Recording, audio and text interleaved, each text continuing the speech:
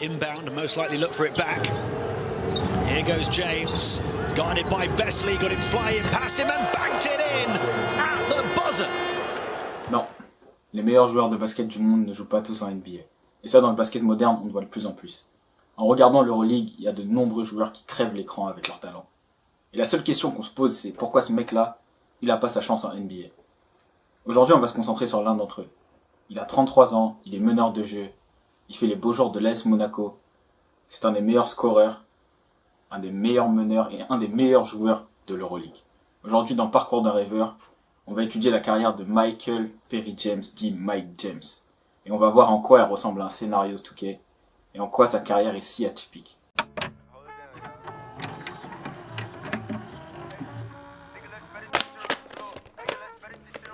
I don't dream when I'm asleep. I dream when I'm wide awake. That's the difference. This shit on the floor. I'm having credit when I'm in the stores. I got more money than I had before. She gon' do everything for that Dior. I ran it up and I'm running this shit. I remember jugging and running this shit. Watch how you hold it, this one in the head. Stay with it, can't be running this shit. Bad bitch asking for money and shit. Hey, but that's not my baba. Alors, il faut savoir que Mike James il grandit dans l'Oregon, à Portland, qui est pas vraiment un état réputé pour le basket et réputé pour le sport en général. Alors oui, il y a des bonnes facs, des bonnes équipes, notamment les Oregon Ducks, les Beavers d'Oregon State, où est passé notamment Gary Payton et son fils, Gary Payton Jr. Mais c'est pas un gros état pour le basket. Au lycée, Mike James c'est plutôt un bon joueur, même si ça reste un meneur undersize. Donc il est listé, comme les Américains disent, à 1m85, 6'1", mais je pense qu'il est plus proche du 1m80 personnellement. Après j'ai jamais vu en vrai, donc je pourrais pas vous confirmer ça. Mais c'est pas un joueur qui crève l'écran. Il est quand même à 15 points de moyenne lors de sa saison senior au lycée, ce qui va lui valoir quelques offres d'université en division 3, mais rien de fou. C'est un prospect qui est un peu, je dirais pas sous-coté, mais qui passe un peu dans les mailles du filet. Il faut savoir que les États-Unis c'est un grand pays, il y a 50 États, donc quand déjà t'es pas dans un État qui est réputé pour le sport, et qu'en plus de cela t'es pas un des meilleurs joueurs dans le pays, c'est compliqué pour toi d'avoir de grosses offres d'universités comme Duke, comme Kentucky, ou les grosses majors de NCAA Division 1. Mais ça reste quand même un bon joueur. Il est classé numéro 3 dans l'Oregon. Mike James, pendant sa saison senior, comme je l'ai dit, à 15 points de moyenne. Au niveau national, il est dans le top 200, à la place 184. Mais ce ne sera pas suffisant, première raison, au vu de son physique, pour attirer des grosses écuries de Division 1. Mais aussi, Mike James il a des problèmes scolaires. Ses notes, il le dit dans une interview, n'étaient vraiment pas terribles, ce qui lui permet pas de prétendre à une Division 1, ni à une Division 2, ni à la NCAA de façon générale. Donc ce qu'il va faire, et c'est un peu le coup du hasard, c'est en allant dans un open gym, il est recruté pour aller jouer en JUCO. Ceux qui connaissent pas la JUCO, si je vous dis Last Chance U, normalement ça va vous parler. C'est ce genre d'université où tu vas pendant 2 ans pour essayer soit de passer en D1 ou en D2 pour pouvoir lancer un peu ta carrière universitaire. Et c'est à Eastern Arizona que Mike James va aller pour lancer sa carrière universitaire de basket. Sur le coup du sort, hein, vraiment, parce que c'est dans un open gym. On a joué avec un de ses potes qui se fait recruter par le coach. Et au final, il va faire 2 ans à Eastern Arizona, qui est déjà un état un peu plus réputé pour le basket. Là-bas, sa première saison, il n'est pas titulaire, mais il arrive directement et il devient le meilleur marqueur de l'équipe. Je crois qu'il tourne à 17 points de moyenne. Je vais vous mettre les stats. Donc on voit tout de suite qu'il a des fortes qualités de scoreur, fort tireur, joueur adroit, athlétique, puissant. Mais voilà, il fait une première année où il est pas starter comme je vous ai dit, et à environ 17 points de moyenne, ce qui est pas mal pour un freshman en JUCO honnêtement, mais ce qui va pas être assez pour s'attirer les grosses facs de Division 1. Donc il va re-signer pour une année, il va refaire une saison en JUCO, sa saison sophomore, et là il explose par contre. Honnêtement, saison sophomore, Mike James à Eastern Arizona, il explose. Il tourne à 26 points de moyenne, ce qui, peu importe le niveau de basket, c'est vraiment chaud de tourner à 26 points de moyenne. Et il crève l'écran, il fait des grosses perfs. Et ça va attirer l'œil des scouts. Et là où je comprends pas vraiment le choix de carrière de Mike James, c'est qu'il va aller à Lamar University, dans le Texas, où il va pouvoir jouer en D1. Mais c'est pas une grosse fac. Donc il faut savoir que c'est une petite université, c'est un low major comme on dit aux États-Unis. Donc vous avez les low major, les mid major et les high major. Tout ce qui va être high major, c'est les Kentucky, c'est les Duke, C'est les Wisconsin, Indiana, les grosses facs qui jouent très souvent la March Madness. En mid-major, vous allez avoir des facs comme Creighton, des universités de Californie, comme Sainte Marie, par exemple. Ça va être des mid-majors. Et les low-majors, c'est les universités de D1, comme Weber State, l'université de Damian Lillard, ou Lamar University, l'université où Mike James est allé. Et du coup, il va aller dans cette D1-là, où ça va bien se passer. La première saison, honnêtement, il n'est pas starter, encore une fois, donc il ne sera pas dans le 5, mais tout de suite, il montre des grosses qualités de scoreur. Voilà, ça, c'est peu importe le niveau, partout où il passe, Mike James, de toute façon, ce qu'il va faire, c'est mettre des paniers, get buckets mentality. C'est un des meilleurs scoreurs du monde aujourd'hui, et déjà à l'époque, il montrait des flashs de ça. Et ensuite, ce qui va être intéressant, en fait, c'est sa deuxième saison, donc sa saison senior, où là, il va vraiment franchir un cap. Pour moi, déjà, il va passer dans le 5. Il va passer à près des 20 points de moyenne et surtout il va faire des grosses performances en D1, notamment un match à 52 points, donc il a cassé tous les records à Lamar, et peu importe le niveau de basket, mettre 52 points dans un match c'est très chaud. Il a mis 52 points, record de points pour l'université de Lamar, record de tirs marqués dans un seul match, record de tirs à 3 points marqués dans un seul match je crois aussi, record de tirs tentés aussi dans un seul match. Et voilà, il va se mettre un peu sur la carte avec son université de Lamar en faisant des grosses performances comme ça. Il fait aussi un match à 29 points contre Kentucky, l'université coachée par le coach Cal, coach Calipari. À l'époque, à Kentucky, ils avaient une grosse équipe en plus. Ils avaient des Terrence Jones, Michael Kidd-Gilchrist, si je ne vous dis pas de bêtises, et Anthony Davis. Donc il se met en avant en mettant 29 points face à Kentucky. Avec son équipe, ils font le tournoi, donc ils réussissent à se qualifier pour la March Madness. Malheureusement, ils vont sortir au premier tour contre Vermont. Mais Mike James, en sortant de cette saison, il se dit que c'est son année et il va pouvoir s'inscrire à la draft. Mais voilà, comme vous le savez, Mike James ne va pas être drafté. Alors pourquoi Mike James ne va pas être drafté? Moi, j'y vois plusieurs raisons. Donc, premièrement, son physique. Voilà, on va parler de l'aspect physique. Il faut savoir qu'à l'époque, en NBA, où il y a toujours eu des joueurs de petite taille. Tu sais, vous allez dire, mais Charles... il y a des mecs comme Isaiah Thomas qui ont joué, Spud Webb, des Eric Bledsoe, des Chris Paul. Je vous entends. Mais quand tu es un scout, tu fais quand même attention à la taille d'un mec. Donc Mike James, c'est pas un gars qui a une envergure impressionnante. Comme je vous ai dit, il est noté à 6'1", mais je pense qu'il navigue autour des 1m80, 1m85. Voilà, sa taille, elle est elle aussi entre les deux. J'ai vu quelques photos et des vidéos cette année où il est à côté de Kemba Walker qui lui est noté à 1m83, donc 6 foot à peu près, 1m82, et ils ont l'air de faire exactement la même taille. Pareil avec Matthew Strazel. Donc déjà c'est un joueur qui est petit, un fort scoreur, donc c'est sa spécialité, mais c'est pas le meilleur des scoreurs non plus en NCAA Division 1. Il fait pas beaucoup de passes, je crois que sur sa saison senior il tourne à environ 2 passes de moyenne et il perd tout autant de ballons. Donc déjà vous êtes un joueur qui n'est pas grand. Vous n'êtes pas le meilleur dans votre point fort. Vous n'êtes pas un meneur organisateur. Vous prenez pas soin du ballon, comme les Américains aiment bien le dire, take care of the ball. Ils aiment bien avoir des joueurs qui, comme le fait Tyrese Haliburton en ce moment, beaucoup de passes, très peu de turnover. Mike James, c'est pas du tout son cas. C'est un joueur qui a un gros volume de shoot aussi, on le voit. Ça fait partie de son jeu. Il marque, mais il shoot beaucoup. Et malheureusement, ça va pas le faire pour la NBA. En plus, à l'époque, je dirais pas que c'était une grosse draft, la draft de 2012, même si il y avait Anthony Davis, des Damian Lillard, il y a des gros noms qui sont sortis de cette draft, mais c'était pas forcément une grosse draft. Mais comparé aux autres joueurs en fait à son poste, même s'il avait du potentiel, il arrivait déjà avec un âge assez avancé, donc il était dans sa saison senior, ça faisait déjà 4 ans qu'il jouait au niveau collège. Quand je dis collège, c'est au niveau universitaire, excusez-moi. Donc c'est pour toutes ces raisons en fait que je pense qu'il n'a pas été drafté. Donc son âge, son physique, ses stats qui sont bonnes mais qui sont pas non plus excellentes. Et je pense qu'il n'avait pas montré assez, même s'il a fait des grosses performances, il avait juste pas montré assez par rapport à d'autres prospects. J'aime bien faire la comparaison avec Damian Lillard qui lui était dans une situation un peu similaire. Mais Damian Lillard à cette époque-là c'était un des meilleurs scoreurs du pays. Il est déjà un peu plus grand, meilleur défenseur aussi, ça compte énormément. Sans dire que Mike James est un mauvais défenseur, mais c'est pas sa spécialité. Il est loin d'être élite en défense. On prend un joueur par exemple comme Eric Bledsoe, qui a à peu près le même âge et qui arrive en NBA à peu près au même moment.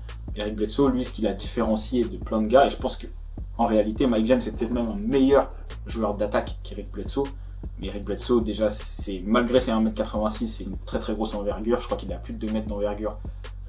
Et c'est un défenseur élite sur les postes extérieurs et surtout sur le poste d'arrière. Donc pour toutes ces raisons-là, je pense que Mike James n'a pas été drafté. Et là, c'est là où ça commence à devenir compliqué.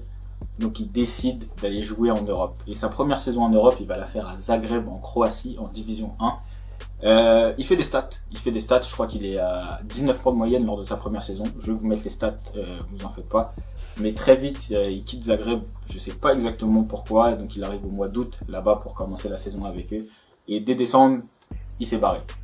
Donc voilà, sa première expérience en Europe, elle est honnêtement pas terrible. Même si au niveau des stats, c'est très intéressant ce qu'il propose, 19 points de moyenne. Il reste pas longtemps là-bas et derrière, il atterrit en série B italienne, donc en deuxième division italienne, où là, il va montrer des vraies qualités de scoreur. Je crois qu'il s'approche des 23 points de moyenne et il finit la saison avec eux. Mais voilà, sa première expérience en Europe, elle est vraiment pas terrible. On sait qu'il y a beaucoup de joueurs américains, quand ils finissent l'université et qu'ils arrivent en Europe, ils n'arrivent pas forcément à s'adapter et à transférer en fait les grosses qualités qu'ils avaient en NCAA au niveau pro en Europe. Et il faut savoir que ça reste quand même une transition, parce que le basket universitaire, c'est du basket universitaire. Le basket pro, peu importe où c'est d'ailleurs, que ce soit en Europe ou dans d'autres ligues, comme en Australie, en Nouvelle-Zélande, c'est du basket pro. Tu joues contre des adultes, tu joues contre des mecs qui gagnent leurs points avec ça, c'est très très différent. Donc voilà, Mike James, il a un peu de mal à s'adapter, mais il se relance très bien en série B et ça lui permet en fait d'aller jouer en Grèce par la suite. Voilà, il va aller jouer en Grèce par la suite où là il va commencer à exploser. Et c'est vraiment en Grèce où il va commencer à sortir des grosses stats dans un championnat déjà en division 1, donc en première division grecque. Et c'est là où il va être en fait sur le radar de grosses écuries et notamment Baskonia. Donc à Baskonia, il va faire 2 saisons après avoir fait une très bonne saison en Grèce à 21 points de moyenne. Il sera pas forcément dans le 5, ça va osciller, mais je dirais qu'à Baskonia, en fait, Mike James, il découvre le basket de haut niveau. Et c'est là où, pour moi, je trouve qu'il a changé en termes de joueur. C'est devenu un vrai professionnel. C'était un joueur athlétique, on savait. C'était un gros scoreur, c'était un joueur qui pouvait prendre des tirs de partout. Peu importe où il est sur le terrain, Mike James, il va trouver le panier. Et à Baskonia, c'est là qu'on l'a vu. Mais ce qu'il a adapté, pour moi, à son jeu, c'est qu'il a appris à jouer au basket de haut niveau à Baskonia. Et lui-même, il le dit dans plusieurs interviews. Mike James, c'est vraiment à Baskonia qui devient, je dirais, Mike James et qui se montre aux yeux de l'Europe. Après ces 2 saisons à Baskonia, la NBA revient toquer à sa porte. Il va aller jouer en Summer League avec les Suns de Phoenix et il va cartonner en Summer League. Honnêtement, il va faire une très bonne Summer League, Mike James. Et à 13 points de moyenne, environ 4 passes et près de 2 interceptions par match. Et il se fait vraiment remarquer pendant cette Summer League. Et c'est à ce moment-là que pour moi, sa carrière, elle prend une tournure de scénario 2K, pour de vrai. C'est à ce moment-là que sa carrière, pour moi, elle prend une tournure de scénario 2K. Donc, c'est la saison 2015-2016. Il va en Summer League après sa belle saison à Baskonia avec les Suns, dans une équipe où vous allez retrouver TJ Warren, le Michael Jordan de la bubble en 2020, de la bulle NBA, Devin Booker, des gars comme Archie Goodwin, Alex Len et plein d'autres joueurs de l'époque de la reconstruction de Phoenix à cette époque-là. Malheureusement, ça ne va pas se terminer en contrat pour lui, mais il va revenir en Europe. Et il va revenir en Europe avec une dalle, les gars. Il va revenir en Europe avec une dalle. Il signe au Panathinaikos, donc il retourne en Grèce. Et là, il cartonne. Tout simplement, il cartonne. Il fait une très belle saison. 12 points de moyenne. Le Pana joue bien, très bien. Ils vont gagner le titre cette année-là. Mike James va être élu MVP des finales d'ailleurs. Il se va offrir un contrat two-way avec les Suns. En plus, à cette époque-là, c'est Mike James, il faut savoir que c'est le tout premier joueur à signer un contrat two-way. Et là où sa carrière prend des tournures, comme je vous l'ai dit, de scénario 2K, c'est que c'est le premier joueur à signer un contrat two-way, donc pour pouvoir jouer et en G-League et en NBA. Il va jamais jouer en G-League, c'est pour ça que je vous disais que pour moi il est trop fort pour la G-League. Il va jamais jouer en G-League, Mike James. Vous allez voir, il a fait souvent des contrats two-way, mais il va jamais jouer en G-League. Et ça va être le premier joueur sous contrat two-way qui va être titulaire en NBA. Donc voilà, il fait la saison il démarre la saison sous contrat two-way avec les Suns, dans une équipe, comme je vous l'ai dit, en reconstruction avec TJ Warren. On essaye d'installer Devin Booker. des joueurs comme Alex Len, etc. Ça gagne pas beaucoup de matchs, mais ils essayent de construire une équipe. En tout cas, et Mike James fait partie du projet à terme, non pas encore parce qu'il est sous contrat two-way, mais il fait partie du projet. Et il fait des bonnes stats, honnêtement il fait des bonnes stats, il est plutôt intéressant et il va être prolongé, comme vous le savez, la NBA c'est une question de timing, être au bon endroit au bon moment. Derrick Jones Jr., le dunker fou, le gaucher, se fait couper et c'est Mike James qui va être prolongé pour le reste de la saison. Et il fait vraiment une très très bonne saison du côté des Suns. Je vais vous donner les stats. Il a 10 points de moyenne, à peu près 4 passes et 2 rebonds. Donc c'est pas des stats extraordinaires, mais pour un meneur backup de NBA, c'est plutôt pas mal. Et à ce moment-là, on se dit, ça va le faire pour Mike James. Il va pouvoir... il a réussi à transformer son two-way en contrat. Il va pouvoir faire quelque chose. Il va pouvoir enfin s'installer en NBA. Mais on va voir que c'est pas vraiment le cas. Et donc à la fin de la saison, il n'est pas conservé par les Suns.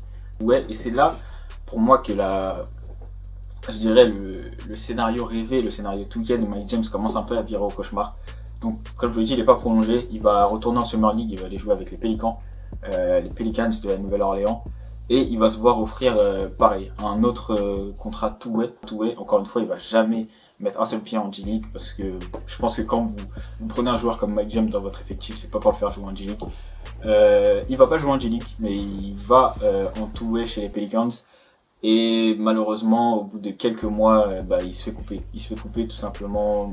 Pourquoi? Je sais pas, il disparaît un peu de la rotation. En tout cas, il est pas conservé par les Pelicans et il revient en Europe. Mais il revient, il a faim. Honnêtement, on voit un joueur revanchard sur le parquet avec le Pana. Les stats grimpent, je vais vous les donner. Il passe à peu près à 13.5 de moyenne avec 5 passes. Je crois que c'est une moyenne de passes les plus hautes en carrière pour Mike James, 5 passes. Il fait une vraie belle saison, il est encore champion avec le Pana, je crois, cette année-là. Et il finit par être MVP des finales du championnat grec avec le Pana et il a fait une très très belle saison. Et on sent que c'est à ce moment-là qu'il se passe quelque chose en Euroleague avec Mike James. Vous voyez le joueur que vous voyez là à Monaco, je pense que son expérience en NBA l'a marqué.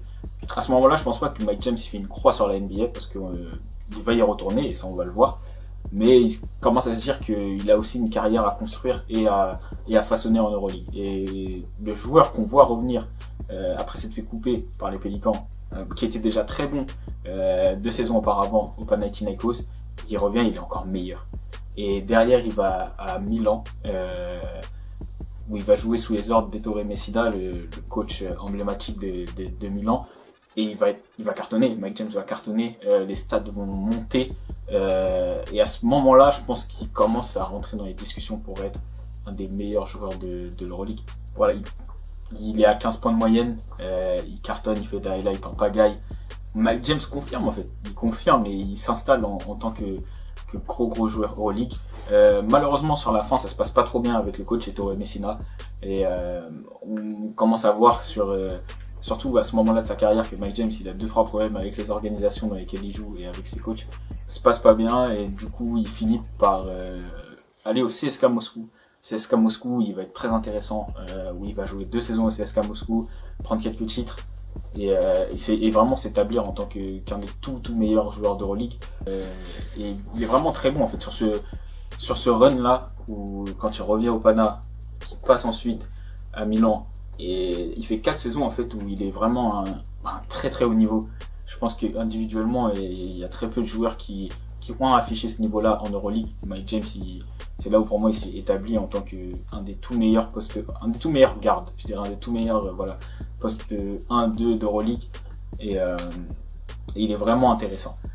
Par la suite, la fin avec le CSKA Moscou ressemble un peu à la fin qu'il a connue à Milan, donc il est mis à l'écart du groupe, on sait pas trop pourquoi et on sait pas comment il va retrouver un contrat en fait.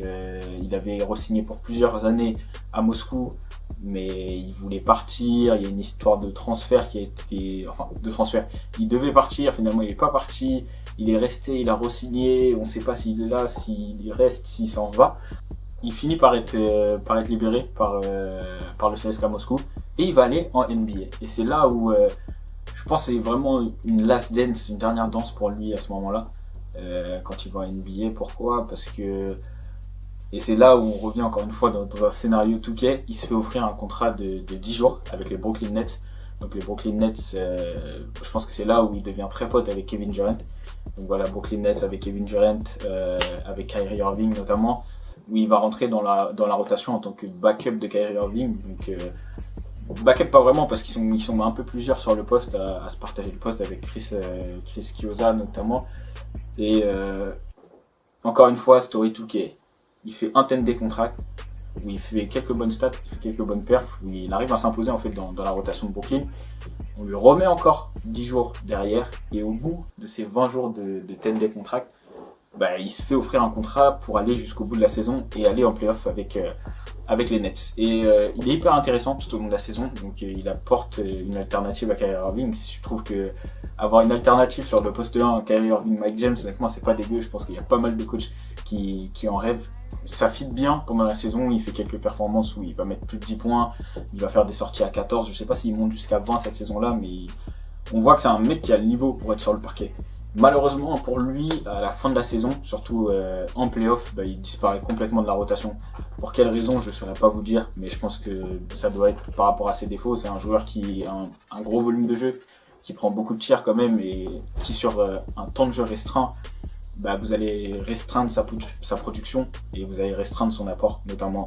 Donc il disparaît de la rotation en playoff et bah, il va pas re-signer en fait avec les Nets, et ce sera à date en tout cas sa dernière expérience en NBA, et je pense que ce sera sa dernière expérience en NBA aujourd'hui. Ça m'étonnerait qu'à 30 ans passés il retrouve encore un shot en NBA. Après rien n'est impossible, hein.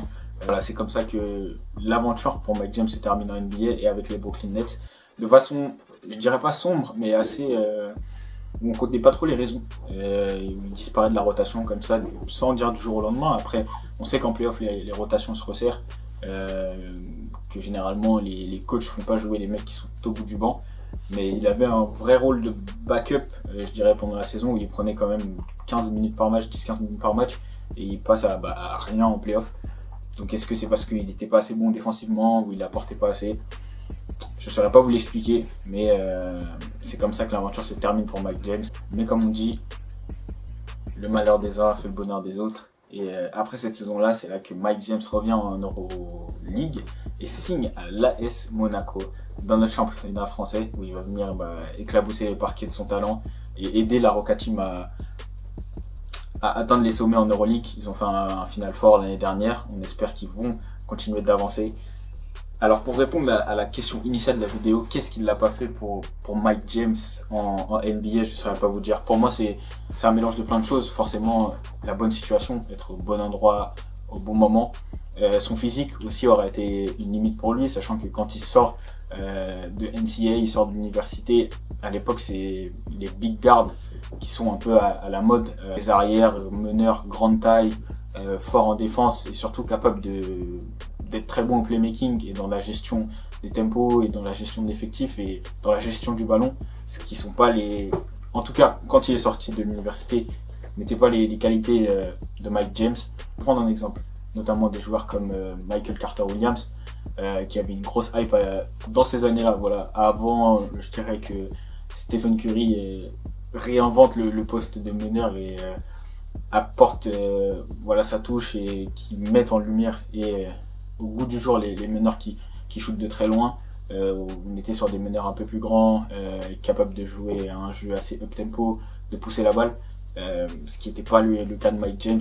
Donc forcément son physique, son jeu aussi qui n'était pas forcément poli. Quand vous sortez de l'université, vous devez vous améliorer. Je pense que certains scouts ne voyaient pas un énorme potentiel NBA en Mike James, même si je pense qu'il a toutes les qualités d'un joueur NBA. Donc je vous ai dit sa taille, son physique, son âge aussi, en sortie d'université. C'est un joueur qui avait fait un cursus complet, donc avec 4 ans à l'université. Encore une fois, des questions de potentiel. Donc en somme, c'est tout ça qui a fait que ça n'a pas marché pour Mike James en NBA. Après la bonne situation au bon moment, il arrive à Phoenix dans un marasme, dans une reconstruction où Phoenix repart quasiment de zéro. Ils draftent Devin Booker, ils essaient de l'entourer un peu comme ils peuvent. Donc voilà, on essaie de faire venir des pièces et de rajouter autour de Devin Booker, des joueurs qui vont vous aider à gagner. Il a fait partie à un moment de ces joueurs-là. Ensuite, il en faisait plus partie avec les changements de coach, etc. Vous faites plus partie des plans de jeu. C'est la carrière d'un joueur de basket tout court, la carrière d'un sportif pro dans les sports collectifs en général. Pareil, il arrive à la Nouvelle-Orléans, toujours dans un processus de reconstruction où il n'est pas conservé et il est coupé très tôt. Et finalement, c'est en Euroleague en fait que Mike James va faire le plus gros de sa carrière et qui va s'affirmer comme un joueur de très très haut niveau, un scoreur de très très haut niveau, un joueur élite, pour ne pas dire un joueur all-time, en tout cas en Euroleague. Et la question qu'on peut se poser, c'est quoi la suite pour Mike James? Je pense qu'aujourd'hui, à 33 ans, il devrait aller chercher des records, continuer à aller chercher des records en Euroleague.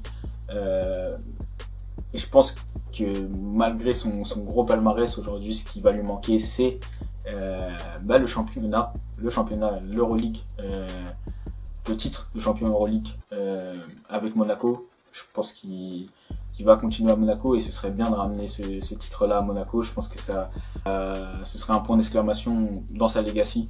Je pense que là, si avec la Roca Team il arrive à aller jusqu'au bout, on pourra être sur un vrai candidat au titre de GOAT de l'Euroleague. Je pense qu'aujourd'hui il ne l'est pas encore. Après, c'est pour moi un des meilleurs joueurs à avoir foulé les parquets d'Euroleague. Mais voilà, maintenant on va dire que c'est ça les choses qui manquent. C'était votre gars, Charles Débé. J'espère que vous avez kiffé la vidéo, cette petite nouvelle série, le parcours d'un rêveur. Dites-moi en commentaire qui vous voulez voir dans la prochaine vidéo. Peu importe le sport, que ce soit un basketteur, combattant MMA, footballeur, etc. Quel type de joueur vous voulez voir, même des artistes, dans le parcours d'un rêveur. Et ce que je retiens de la carrière de Mike James, c'est qu'il a jamais rien lâché. C'est un mec qui sort quand même de JUCO, les gars. Il sort de JUCO, il s'est accroché, il est parti en D1, il a tenté sa chance en NBA, ça n'a pas marché. Il est venu en Europe, et en Europe il est parti de loin. Il a même joué en série B italienne et aujourd'hui c'est un des tout meilleurs joueurs au ligue. Donc voilà, jamais rien lâché. Le parcours d'un rêveur, Michael Perry James dit Mike James, c'était votre gars Charles DB. Abonne-toi, like, commente, partage. Peace.